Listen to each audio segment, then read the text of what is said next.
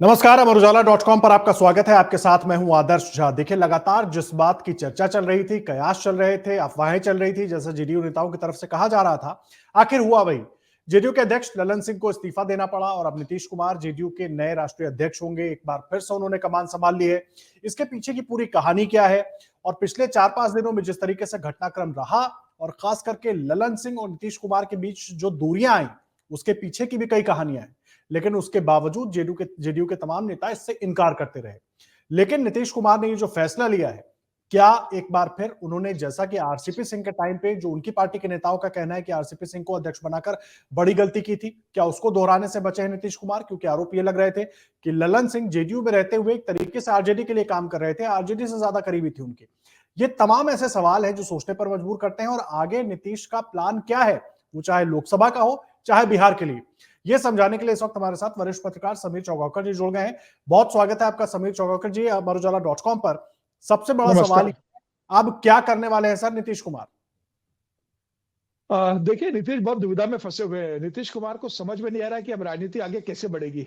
नीतीश कुमार को आरजेडी के साथ लाने में, भारतीय जनता पार्टी के साथ अलग करने में लल्लन सिंह की एक बड़ी भूमिका रही थी। लल्लन सिंह लगातार नीतीश कुमार को समझाते रहे कि आप आरजेडी के साथ आ जाइए, बीजेपी आपकी पार्टी तोड़ना चाहती है, हमें तोड़ना चाहती है। मुझे लग रहा है नीतीश कुमार लल्लन सिंह के कहने पर या कुछ और लल्लन सिंह जो पार्टी में शामिल है उनके कहने पर वो आरजेडी के साथ तो आ गए, लेकिन वो ये भूल गए कि वो उस लालू के साथ आ रहे हैं जिस लालू के खिलाफ 15 साल वो लड़ते रहे सड़कों पर।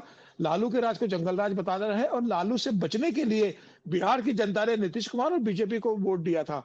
जो सुशासन की बात करके नीतीश कुमार सत्ता में आए थे और बिहार की सरकार चला रहे थे, वह वापस उसी लालू के पास चले गए जिसके खिलाफ सत्ता लेकर आए थे।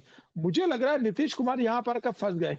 अब प्रधानमंत्री मोदी की जो लोकप्रियता लगातार बढ़ती गई और 2020 के चुनाव में आप देखेंगे कि 2020 के विधानसभा चुनाव जो बिहार में हुए थे, उस समय प्रधानमंत्री नरेंद्र मोदी ने जिस तरीके ताबड़तोड़ रैलियां की थी और भारतीय जनता पार्टी को नंबर 1 की पार्टी बना दिया। ये चुनाव के पहले तय माना जा रहा था कि तेजस्वी यादव मुख्यमंत्री बनेंगे, लालू की पार्टी सरकार बनाने जा रही है महागठबंधन।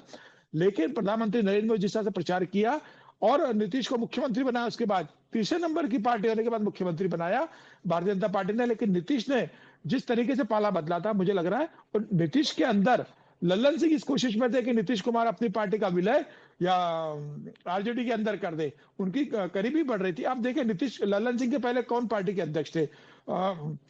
आरसीपी सिंह जनता दल के अध्यक्ष थे। उसको उन पे आरोप लगाया गया कि वो भारतीय जनता पार्टी के साथ ज्यादा क्लोज हो रहे हैं, उन्हें केंद्र में मंत्री बना दिया गया था। फिर नीतीश ने राज्यसभा नहीं भेजा, राज्यसभा नहीं गए तो कार्यकाल खत्म हो गया, तो उनका केंद्रीय मंत्री से इस्तीफा होना पड़ा। फिर वो भारतीय जनता पार्टी अंदर चले गए। आप नीतीश कुमार की राजनीति देखिए, नीतीश कुमार ने राजनीति में सबको निपटाने का काम किया है। जो भी उनको लगता रहा है कि उनके लिए खतरा हो सकता है या उनसे आगे बढ़ सकता है। जॉर्ज फर्नांडिस अपने गुरु को निपटाया, शरद यादव को उन्होंने निपटाया। आप देखिए, उसके बाद उन्होंने पीके को लेकर आए थे पार्टी में अपना उत्तराधिकारी बनाकर, उन्होंने पीके को पार्टी से बाहर किया। उन्होंने दिग्विजय सिंह के साथ व्यवहार क्या किया, उन्होंने आरसीपी सिंह के साथ क्या व्यवहार किया, और वही उन्होंने लल्लन सिंह के साथ व्यवहार किया। उपेंद्र कुशवाहा के साथ उन्होंने क्या व्यवहार किया। नीतीश कुमार किसी को भी एक सीमा से आगे बढ़ने नहीं देना चाहते। आरजेडी की वो ताकत नहीं है कि आरजेडी आज जिस तरह की जांच के आयोगों में है, लालू प्रसाद यादव को ईडी का सामना करना पड़ रहा है, तेजस्वी यादव ईडी का सामना करना पड़ रहा है, और नीतीश के लिए बहुत मुश्किल होगा कि जो सुशासन की राजनीति वो करते रहे, जिस परिवारवाद के खिलाफ वो राजनीति करते रहे, जिस भ्रष्टाचार के खिलाफ वो राजनीति करते रहे, अब उन्हीं परिवारवादी और भ्रष्टाचारी पार्टी आरजेडी के साथ उन्हें वोट मांगने पड़ेंगे। यही बात मैं पूछना चाह रहा था, लेकिन मुझे एक बात बताइए, जो अभी आपने बात कही कि आरजेडी को लेकर उनके सांसद भी चिंतित हैं। आरजेडी की एक छवि रही है बिहार में, अभी भी मुझे लगता है कि नीतीश कुमार के साथ भले आरजेडी की सरकार है, आरजेडी जेडीयू की, लेकिन वो छवि, लग रहा था, उम्मीद थी कि टूटेगी, लेकिन अभी भी बहुत सारी चीजें उस छवि के साथ हैं, जुड़ी हुई हैं और वो अभी भी कायम है, जिसको दूर करना शायद वक्त लगे, या अगर तेजस्वी जैसे युवा नेताओं को बड़ा मौका मिले आगे आने का तो शायद हो पाए, एक उम्मीद है। लेकिन अभी वो दाग लगे हुए हैं। और उसके साथ क्या अब लोकसभा चुनाव के ठीक पहले बीजेपी नीतीश कुमार के साथ किसी भी शर्त पर समझौता करेगी? जो चर्चाएं चल रही हैं कि अगर नीतीश मुख्यमंत्री का पद छोड़ दें तो शायद बात हो जाए, क्या हो सकता है ऐसा सर? देखिए, नीतीश कुमार दोनों स्थिति में फंसे हुए हैं। अगर भारतीय जनता पार्टी नीतीश कुमार से कहती है कि आप मुख्यमंत्री का पद छोड़ दो, हम आपके साथ गठबंधन में आ जाते हैं, जिस दिन नीतीश कुमार यह निर्णय लेंगे, नीतीश कुमार की पार्टी के अंदर एक बड़ी टूट होगी और एक बड़ा वर्ग आरजेडी के पास चला जाएगा। अगर नीतीश कुमार एनडीए के साथ नहीं जाते हैं, लालू के साथ बने रहते हैं, आप देखिए लालू को सम्मन चला गया था, अभी 2 दिन पहले 28 तारीख को तेजस्वी को पेश होना था, 21 तारीख को, 28 को लालू को पेश होना था ईडी के सामने, वो स्वास्थ्य का हवाला देकर पेश नहीं हुए। अगर नीतीश कुमार लालू के साथ चुनाव मर जाते हैं तो यह तय मानना कि प्रधानमंत्री मोदी की आंधी में आरजेडी और जेडीयू उड़ जाएगी।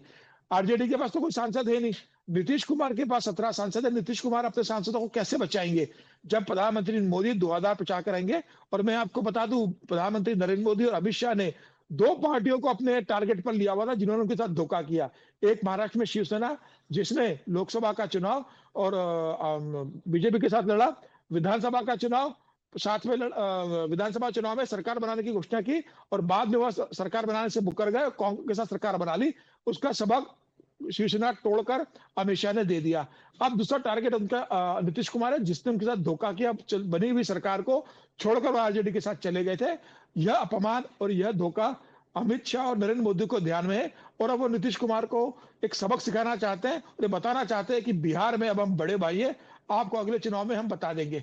मुझे लग रहा है भारतीय जनता पार्टी इस दिशा में काम कर रही है और भारतीय जनता पार्टी के साथ लालू इसके नीतीश कुमार के कई सांसद संपर्क में है, क्योंकि वो जानते हैं कि बिना बीजेपी के संगठन के, बिना संघ के जमीन स्तर के काम के वो चुनाव नहीं जीत पाएंगे। और आज बिहार की राजनीति में नीतीश कुमार वह व्यक्तित्व तो नहीं है कि जिनकी एक आवाज पर बिहार की जनता वोट कर देती थी। नीतीश कुमार अब राजनीतिक रूप से, शारीरिक रूप से बहुत कमजोर हो चुके हैं और वो इस बात को जानते हैं और उनके सांसद भी जानते हैं। मुझे लग रहा है आने वाले चुनाव के पहले 2024 में जेडीयू में एक बड़ी टूट होगी और एक बड़े सांसदों का वर्ग भारतीय जनता पार्टी में जाकर भारतीय जनता पार्टी के साथ चुनाव लड़ने की कोशिश करेगा। अब नीतीश कुमार की तरफ एक तरफ कुआं है तो एक तरफ खाई है, ये नीतीश कुमार को तय करना है, उसको कुएं में गिरना है कि खाई में गिरना है और कब गिरना है। ये तो तय है कि नीतीश कुमार की पार्टी में टूट होगी, चाहे वो लोकसभा चुनाव के पहले हो या लोकसभा के चुनाव के परिणामों के बाद।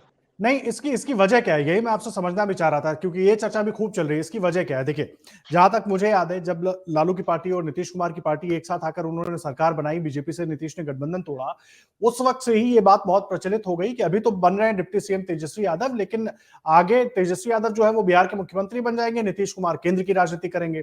एक भूमिका बनती है इंडिया गठबंधन को लेकर, लालू यादव उसमें प्रमुख भूमिका निभाते हुए दिखते हैं, नीतीश कुमार दिखते हैं।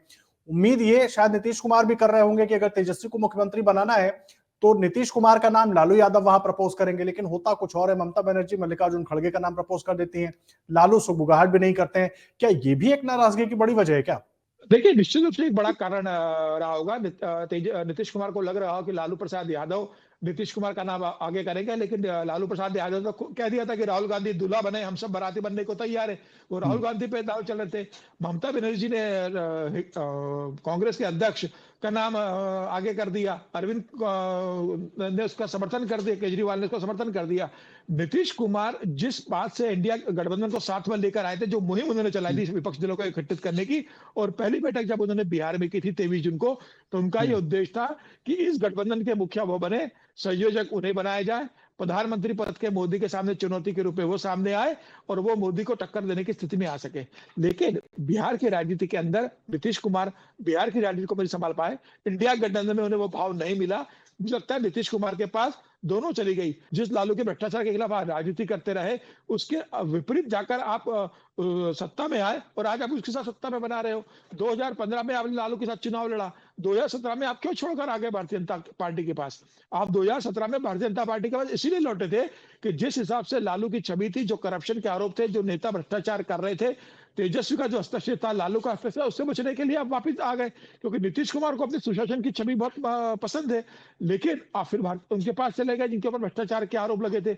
जिस तेजस्वी को नीतीश कुमार जंगल राज के युवराज कहते थे, आज उसी युवराज के साथ, जंगल राज के युवराज के साथ सरकार बना रहे हो। नीतीश के पास यह अधिकार तक नहीं बच रहा है कि कौन अधिकारी कहाँ का डीएम बनेगा और कमिश्नर बनेगा और एसपी बनेगा।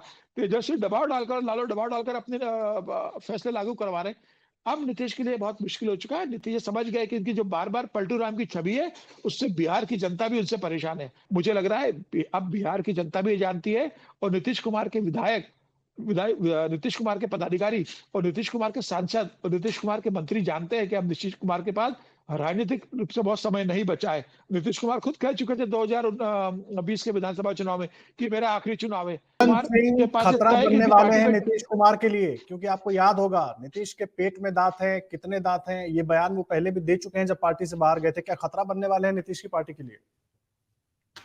ललन सिंह निश्चित रूप से बढ़ेंगे। देखिए आरसीपी सिंह ऑलरेडी बीजेपी में चले गए, वो लगातार कोशिश कर रहे हैं कि जेडीयू के पदाधिकारी उनके पास आए। अब ललन सिंह भी कोशिश करेंगे कि एक बड़ा वर्ग, अभी कहते हैं कि 15 दिन पहले वो 12 विधायकों के साथ ललन सिंह ने एक बैठक थी। जी। हालांकि वो अधिकार उससे पुष्टि हुई, लेकिन एक खबर नीतीश के पास पहुंची, उसके बाद नीतीश ने निर्णय लिया कि ललन को अध्यक्ष पद से हटाया। तो आज तो आपने उसको ललन को हटा दिया, लेकिन ललन और ललन के समर्थक जो विधायक रहेंगे या पार्टी का जो वर्ग रहेगा, वो नीतीश को कब तक साथ देगा? मुझे लग रहा है 2024 के पहले वर्टिकल स्प्लिट होगा जेडीयू के अंदर। आप तय मान के चलो नीतीश कुमार की पार्टी टूटने के कगार पे है और ये बहुत जल्द टूटेगी। बस देखना ये है कि चुनाव के पहले टूटती है, चुनाव के बाद टूटती है। मुझे लगता है कि चुनाव के पहले जनता दल सांसदों का एक बड़ा वर्ग टूटेगा। वो भारतीय जनता पार्टी के साथ चुनाव लड़ना चाहता है। वो जानते हैं कि सिर्फ नीतीश के दम पर हम चुनाव नहीं जीत सकते। लालू के साथ आने पर नीतीश कुमार के जो वोटर है वो नीतीश को वोट नहीं करेंगे। इसके लालू के खिलाफ जिनने वोटिंग की है, बीजेपी का वोटर नहीं करेगा। और प्रधानमंत्री मोदी ने जिस हिसाब से मध्य प्रदेश, राजस्थान और छत्तीसगढ़ में दोहरा प्रचार करके एक तरफा अपनी भारतीय जनता पार्टी को जीत दिलाई है, ये बात नीतीश भी जानते हैं और सांसद भी जानते हैं कि 2024 में प्रधानमंत्री नरेंद्र मोदी बिहार में दोहरा प्रचार करेंगे और मोदी की आंधी में नीतीश कुमार और लालू का बचना संभव नहीं है। सांसद अपनी राजनीति बचाने के लिए भारतीय जनता पार्टी का दामन थामेंगे। अब नीतीश को देखना होगा कि नीतीश अपने सांसदों को कैसे बचाते हैं और बिहार में लालू के साथ अपनी सरकार जो चला रहे सांसदों को कैसे जितवाते हैं। नीतीश की लंबी बड़ी चुनौती होगी। ये बहुत अहम बात है आप बता रहे हैं सर, और जाहिर सी बात है बहुत सारी चुनौतियां हैं नीतीश कुमार के सामने। अब देखना होगा कि बिहार में खास करके नीतीश कुमार क्या सोच रहे हैं, बिहार के लिए उनका क्या प्लान है। हालांकि आज भी उन्होंने जब मीडिया के सामने आया तो बहुत कुछ नहीं बोला, उन्होंने केवल इतना कहा कि जो पार्टी की तरफ से कहा गया वो मैंने तय कर दिया, मतलब एक बार फिर से अध्यक्ष बन गया।